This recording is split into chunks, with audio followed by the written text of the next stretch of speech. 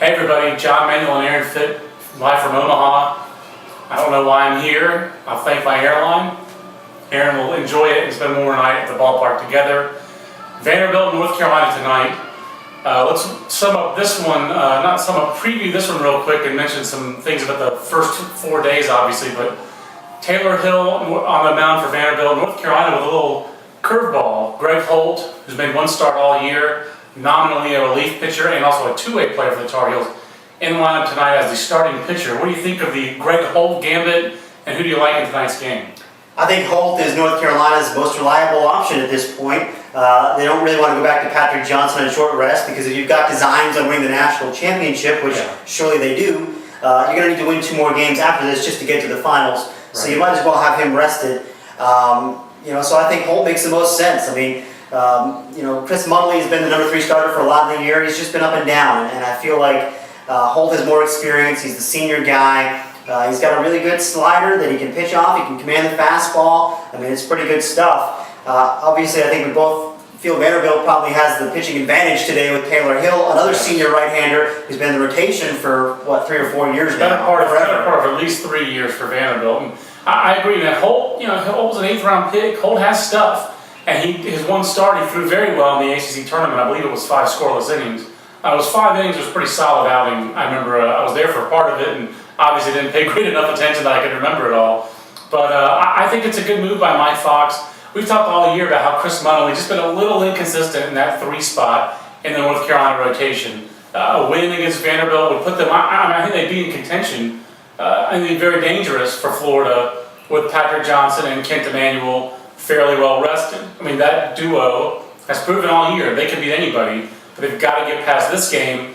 The one thing I think North Carolina also acknowledges in this, Aaron, is that Greg Holt's going to start. They're going to get all they can out of him, but they're going to match it up out of the bullpen, and you have to against this Vanderbilt very balanced lineup. It's a lot like what South Carolina got yesterday out of Colby Holmes. They're hoping they can get, I imagine they're hoping they can get 4 or 5 innings out of Holt, and then they're going to match it up just like South Carolina did. Well, they don't have really a Taylor necessarily that they can go to for 4 innings. But South Carolina was going to match it up, but they didn't have to because Taylor was so unhittable last night, which is a great segue into our 2 undefeated teams, Aaron. So we're sitting here basically halfway through the College World Series. Can anybody beat South Carolina? Can anybody beat Florida? Or is it inevitable that those 2 teams win the brackets? I don't think it is inevitable, partly because you have to imagine, let's just play hypothetically here, Virginia beats Cal tomorrow, which I think is the best chance for a team to beat South Carolina. I don't know that Cal has enough pitching depth to come back and beat South Carolina twice. But not with Justin Jones basically out for Omaha. But if Virginia wins tomorrow, then they can come back with Danny Holtzen for the first game against South Carolina, and then all of a sudden, if Holtzen, the number 2 overall pick, can beat the Gamecocks, maybe they've got a chance. Certainly, South Carolina's in the catbird seat, they are, just as Florida is. I think Florida, is in really good shape. I'd be kind of surprised if they didn't win that bracket. Obviously, I'd be surprised at this point if either of those teams didn't win their brackets. They're 2-0. That's where you want to be in Omaha, but we've seen it happen. Over the years, a number of times. It happened last year with Clemson starting 2-0 out here. Absolutely. It can be done for sure. And these are all good teams left. And certainly Vanderbilt, North Carolina, Virginia, all those teams have been top 10 teams most of the year. There's no reason they can't win a couple of games here and make it interesting. I think South Carolina is the more vulnerable of the 2 teams compared to Florida just because of the iffiness of its starting pitching. It hasn't been necessarily iffy all year. It's just not as strong, I don't think, as Florida's. But I wouldn't want to play South Carolina right now. They're playing at such a high level. In every facet of the game, it's like they get to Omaha and they just flip a switch. At least that's what happened last year if they lost that first game. And Aaron, they had 1 bad inning. They had a terrible inning in that first inning against Texas A&M. Michael Roth was hittable. Their defense made mistakes. So it was a terrible half inning. Texas A&M had an opening and they pressed their opening. But in the bottom half, South Carolina's confidence was so immense, they just, as soon as they got an opening, they got the leadoff walk, by Ross Stripling, and they are like sharks. They smell blood in the water, and it's a feeding frenzy, and you can't stop them. And Virginia could not stop them yesterday, and I think got a little shell-shocked. I think so, too. By the ferocity and the intensity that South Carolina plays with, and their just supreme confidence in the way they play on defense. When it's an even game or a tie game, South Carolina's defense is good, but when they're ahead, they become like, it's like all Omar Vizquel, prime years out there.